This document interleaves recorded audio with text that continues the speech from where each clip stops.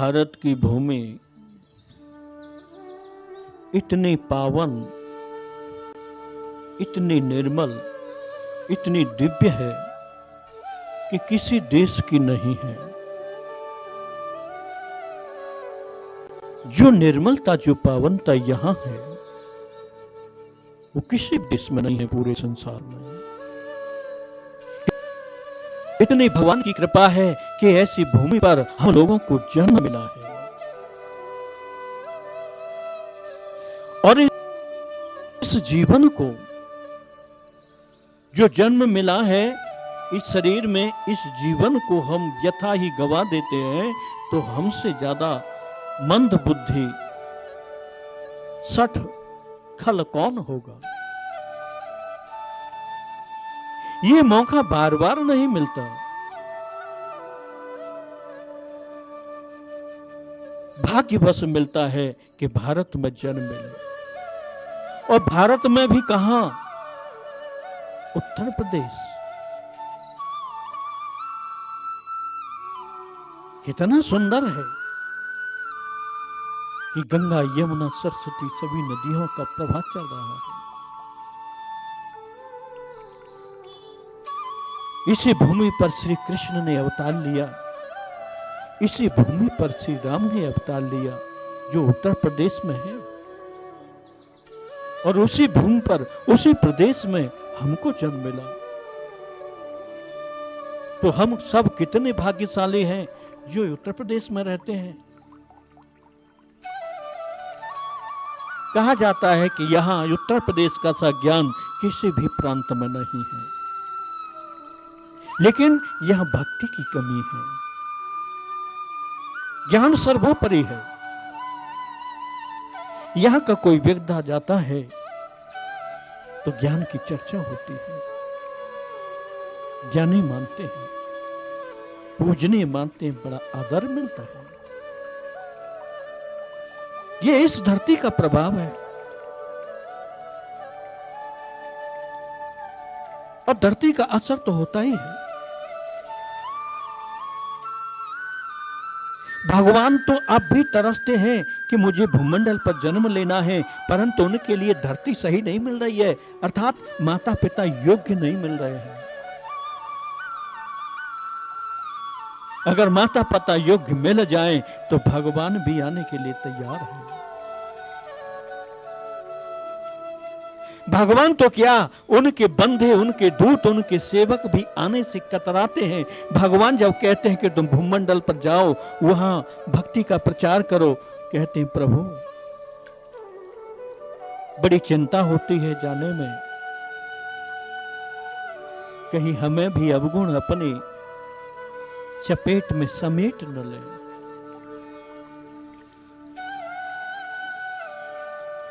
इतना वातावरण प्रतिकूल बनता जा रहा है। देखने को तो बहुत लोग मंदिरों में, तीर्थ स्थानों में, पवित्र स्थानों में भीड़ की भीड़ लगती है, परंतु वास्तविकता में उनके हृदय में जो सच्चाई है, सत्य है, जो आचरण है, वो नहीं है।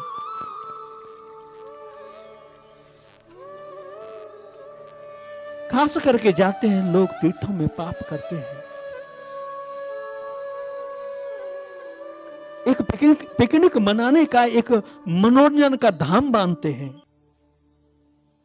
जब अवसर मिलता है जाते हैं। पूछता है कोई, कहां जा रहे हो? पिकनिक पे जा रहे हैं। कहां जा रहे हैं? वैष्णो देवी। चलो समय पास कराएं, गर्मी पड़ रही है, वृंदावन चलते हैं। भाव गलत है। भगवान भाव से ही तो मिलते हैं। भाव में बड़ी शक्ति है। इतनी शक्ति है भाव में कि भाव के बल से ही भगवान प्रकट हो जाते हैं। मैं एक ऐसा सुंदर उदाहरण आपको कहूंगा। कल जो चर्चा चली थी केशव भट्ट जी की, जिन्होंने सुदर्शन चक्र को प्रकट करा लिया, यमुना मां को प्रकट करा लिया, साक्षात में चर्चा की। उन्हीं केशव भट्ट जी के एक शिष्य हुए जिनका नाम था हरव्यास जी। हरव्यास दास श्याम सुंदर के अनुपम भक्त थे। संसार से वैराग युक्त होकर भक्ति रस में छलकते हुए इस धरा पर विचरण करने लगे। जो उनके सानिध्य में आता उसका मंगल हो जाता और उनकी जय जयकार करने लगता। जो वक्ता थे, जो संत थे, उनकी कीर्ति का गान करने लगे। उनके सद्गुण संसार में व्याप्त हो गए। जहां भी जाते उन्हें देखकर आदर के साथ उनके चरणों में नतमस्तक हो जाते। श्री हरिव्यास दास जी की उपमा में कहा गया है, वो ऐसे प्रतीत होते थे मानो विद्यराज जनक जी संत मंडली में विराजमान हो। नवयोगेश्वर जैसे बड़े दिव्य संत जो परम वैराग्यवान थे, उनके साथ हर समय रहते थे। हजारों की संख्या में शिष्य उनके साथ चलते थे। एक समय का वर्णन उनके विषय में आता है कि भ्रमण करते करते वो चैत्यथा वल नामक गांव में आए। वहां एक बहुत सुंदर वाटिका थी जिसमें अनेकानेक रंग के पुष्प खिले हुए थे। बड़े सुगंधि फैल रही थी। फल युक्त वृक्ष थे।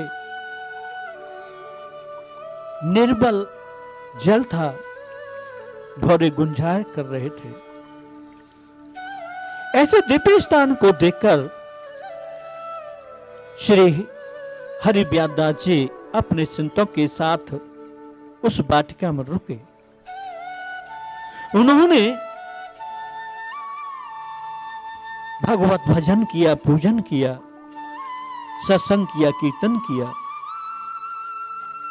जब सब कुछ हो गया तो विचार किया कि अब प्रसादी बनाई जाए जिससे भगवान का भोग लगाए और प्रसाद पाए। ऐसी भावना से वो रसोई की तैयारी करने लगे। उसी मंदिर में, उसी वाटिका में एक देवी मां का मंदिर था। बड़ी सुंदर प्रतिमा वहां विराजमान थी। संत जन तो सभी रसोई में व्यस्त हो गए। उसी गांव का कोई बंधा व्यक्ति आया। देवी मां के सामने मंदिर में एक बकरी को हलाल किया, काटा और उसकी बलि मां के चरणों में दी। तामसी भाव से पूजा करके वो बंधा अपने स्थान को चला गया।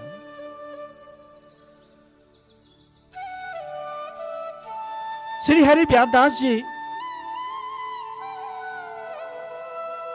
को इस विषय में कुछ पता नहीं था। रसोई आदि बन चुकी थी। उनके मन में आया कि मैं वाटिका में भ्रमण कर लूं। वाटिका में भ्रमण करते करते वहां पहुंचे। जब देवी जी का मंदिर था, वहां क्या देखते हैं कि एक बकरा मरा पड़ा है। समझ गए कि किसी ने बलि दी। मन बहुत उदास हो गया हिंसा से और देवी से भी नफरत करने लगे। तो कैसे है देवी? क्या हिंसा तुम्हें प्रिय है? तुम अपने भक्तों को कहती नहीं हो? क्या ऐसे हिंसक भक्तों के मनोरथ पूर्ण करती हो? धिक्कार है तुम्हारे जीवन पर। ऐसे अनेकों अपशब्द कहते हुए अब वो रसोई स्थल को चले और अपने सभी शिष्यों से रसोई बंद करा दी कहा कि हम आज भोजन नहीं करेंगे, न रसोई बनेगी, न भगवान को भूख लगेगा, हमारा मन बहुत उदास है, हमसे हिंसा देखी नहीं जाती। शिष्यों ने पूछा तो सब कुछ कह दिया। किसी शिष्य ने भोजन नहीं किया, भूखे रहे। रात्रि निकल गई, वहां से उठकर दूसरे स्थान को चले गए। दूसरे स्थान पर भी भोजन नहीं किया। अब उसका प्रभाव क्या होता है? ये भगवान शिव ने उमा को कहा था कि भक्तों का अपराध चाहे पृथ्वी पे विचरण करने वाला करे या आकाश में विचरण करने वाला करे या पाताल में विचरण करने वाला करे, उसे भगवान की क्रोध रूपी अग्नि में जलना होता है। भगवान श्याम सुंदर अपने भक्तों को भूखा देखकर विचलित हो गए। उनकी क्रोध रूपी अग्नि से देवी जलने लगी। देवी के हृदय में पीड़ा होने लगी, देवी तड़पने लगी, लेकिन देवी समझ नहीं पा रही थी कि यह किस कारण से हो रहा है। अंत में देवी ने भगवान शिव को प्रसन्न किया। भगवान शिव से कहा कि प्रभु, मेरी हालत बहुत बिगड़ रही है, देखो ये क्या हो रहा है, क्या मेरा जीवन समाप्त हो जाएगा, क्या प्रलय होने वाली है? भगवान शिव ने देखा और कहा कि दुर्मते, तेरे द्वार से परम ब्रह्म परमेश्वर का भक्त दुखी मन से चला गया है। न उसने भगवान को भोज लगाया, न खुद प्रसादी पाई, उसका फल तो तुझे मिलेगा, अवश्य दंड मिलेगा। देवी बहुत व्याकुल हुई, तड़पने लगी। भगवान शिव से कहा कि हे प्रभु, किसी प्रकार से मेरा ये अपराध क्षमा हो जाए, मुझे ऐसी युक्ति कहो, मुझे पश्चाताप है अपने किए हुए पर। भगवान शिव ने कहा, अच्छा भूल का पश्चाताप है तो सुनो। जहां श्री हरि व्यास दास जी है वहां जाओ, उनके चरणों में गिरो, उनसे क्षमा मांगो। देवी ने पूछा, क्या संत मुझे क्षमा कर देंगे? शिवजी ने कहा कि वैसे तो नहीं करेंगे, उनके हृदय में तुम्हारे प्रति क्रोध है। अगर तुम क्षमा चाहती हो तो जाकर से उनसे कहना कि मुझे शिष्य बना लो, मुझे ज्ञान का उपदेश करो और उनसे ज्ञान ग्रहण करना, वो ज्ञान तुम्हें परम लाभ देगा। देवी तड़पती हुई, छटपटाती हुई भगवान शिव की वचनों को सत्य मानकर वहां गई जहां श्री हरि व्यास दास जी उदास बैठे थे। देवी प्रकट हुई, जाकर के उनके चरणों में गिर पड़ी। हरि व्यास दास जी समझ गए, उसकी तरफ देखा तक नहीं, कहा कि तुम अपना मुख मुझे मत दिखाओ, मैं जो हिंसा करता है उसे सख्त नफरत करता हूं। तुमने हिंसक को शरण दे रखी है और तुम हिंसक प्रिय हो, इसलिए मेरे यहां कोई स्थान नहीं। देवी रोने लगी, कहा कि संत बस, मैंने सुना है कि संत बड़े कृपालु होते हैं, दीन दयालु होते हैं, क्या मुझे भूल सुधारने का अवसर नहीं दोगे? मैं जीवन में ऐसा कृत्य न करूंगी, न करने दूंगी, मुझे क्षमा कर दो और मुझे शिष्य बना लो, मुझे ज्ञान का उपदेश करो।